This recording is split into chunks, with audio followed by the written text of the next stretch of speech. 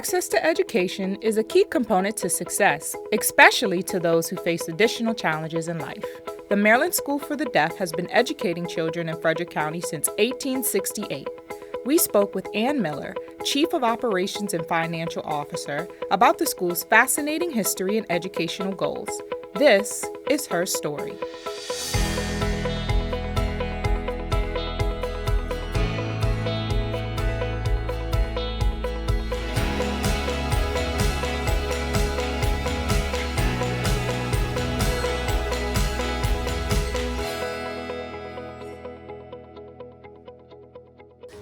Well, my name is Ann Miller, and I am the Chief Financial Officer and the Chief of Operations here at the Maryland School for the Deaf.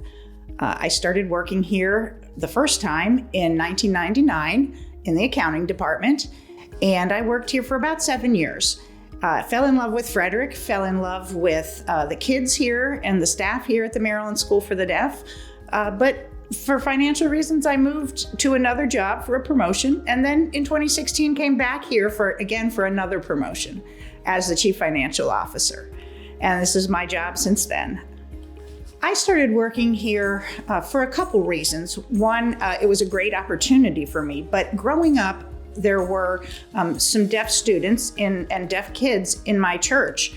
And I got to know them, and they actually went to school here, and they were about my age, so I knew ASL early. And then in my early 20s, I already had a degree in accounting, but I had gone and taken some classes in the interpreter training program at the Community College of Baltimore County, and so I learned more ASL. And so when the job opened up here in 1999, it was just a good fit for me. It was kind of a merging of all of my life skills together. And so I came here, and it's been a good fit ever since. Even though I don't live in Frederick County, I do work in Frederick County, and we spend a lot of time, my husband and I, in Frederick County. We especially love to walk the Carroll Creek area. Shopping in downtown Frederick is one of our favorite pastimes. The boats will be coming out soon, and that will be a great opportunity for us to take my children and grandchildren to see the boats lit up on Carroll Creek. So the Maryland School for the Deaf is on a historic property, and the Maryland School for the Deaf was founded in 1868. But prior to that, in this property is the Hessian Barracks, or the Fredericktown Barracks, which were built during the Revolutionary War to house prisoners of war, German prisoners of war. And it was used for many things throughout all the years that it has been in existence. So the Hessian Barracks still stands today, and we're sitting in them. They were used during the Civil War as a hospital. At one time, they were a silk cocoonery. And then in 1868, in the fall, we had 34 deaf students come to the barracks and use that as their school, and they actually lived here with their teachers during that time.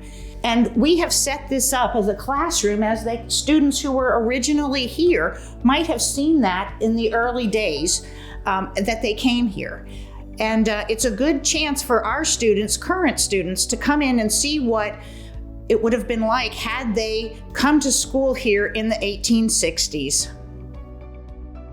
And then a few years later, the property had a building built just for the school, which was the old main building. And students came and lived there and stayed there most of the year while they were educated, and their teachers lived on campus at the same time. And it was a great opportunity because these students got to learn in their native language, which was ASL. So they learned in a visual language, and it's been a great school ever since. We have everything that a regular public school has. We have after-school activities, we have drama, we have sports, we have clubs, we have plays. One of the best new programs that we have, or relatively new programs, is a robotics program that we have. And it's a fun program. We actually compete nationally in robotics tournaments.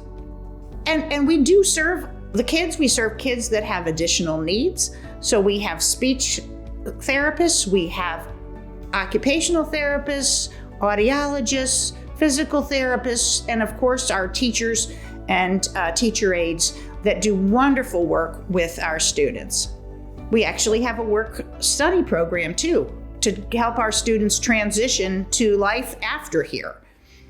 Frederick County has been a great partner for the Maryland School for the Deaf and been very welcoming to deaf families. A lot of families move to Maryland to have their kids go to the Maryland School for the Deaf. And part of that is because Frederick County has been so welcoming, and people can go into the community, and maybe the people who work in the store don't sign fluently, but they do sign good morning.